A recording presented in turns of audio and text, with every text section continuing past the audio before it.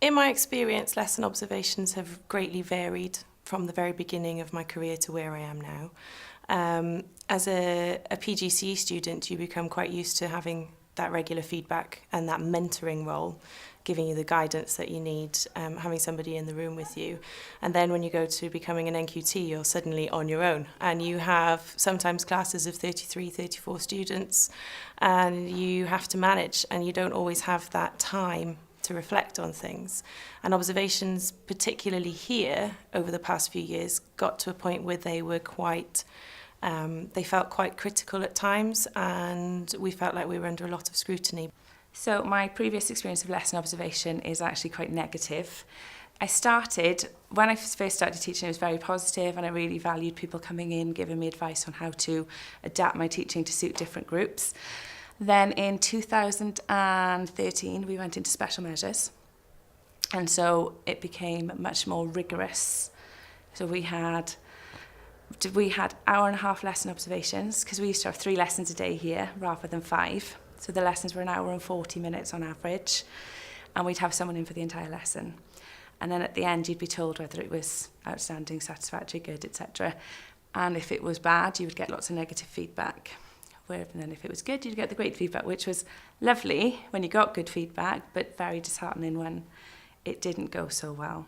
The initial barrier was around trust, and whether teachers could trust that the opportunity to video their lessons would be used for their own professional development as opposed to wider scrutiny.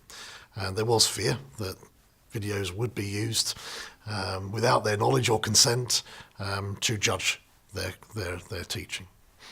My main concern was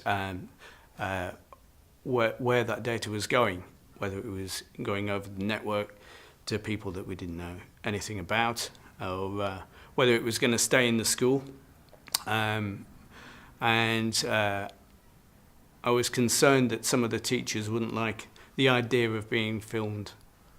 I think the initial apprehension comes from addressing your own vulnerabilities, perhaps within the classroom. As a young teacher, I mean young to the, new to the profession, you're always worried about that judgment factor. And so it takes a lot of time to build confidence to be able to step back and think, no, I didn't get that right. I need to work on this.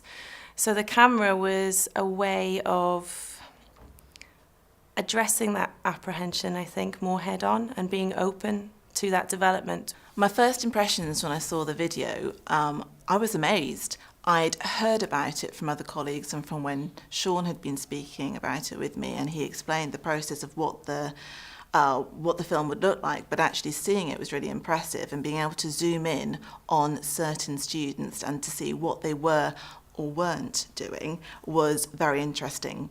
My advice to other colleagues would be, don't be afraid of it.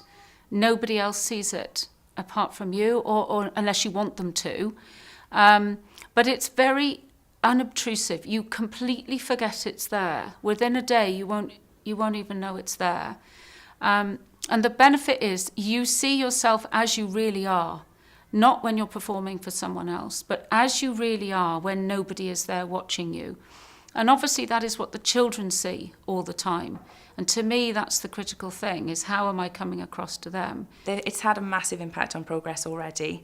I trialled it with a year 11 class, and I did some work with them. But timing and getting the content finished before the exam was an issue, because we started in January and it just needed to be, we need to get things done. But I've now used it with year 9, and I've just marked their essays today, and on average, so the same questions to year 10 as year 9, I've used it with year 9, not with year 10, and they're about 30% higher grades. I think the key benefit to my pupils from this process has been the techniques I use to find out whether they understand. And with a class of 32, I've got several 32s, how do you know everyone has understood?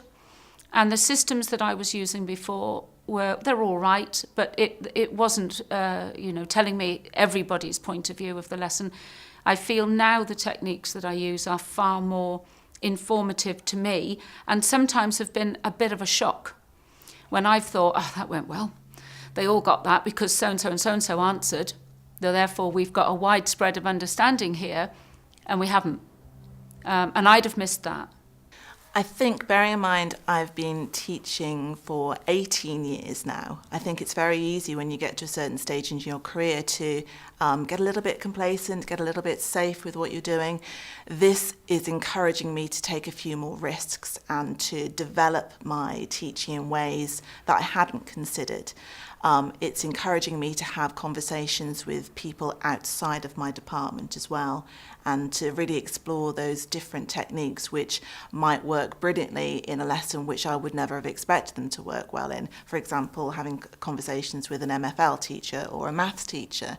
Lessonvu has helped me find my teaching passion again, which I've been on my own journey over the last 2 years of deciding, do I really want to stay and do this?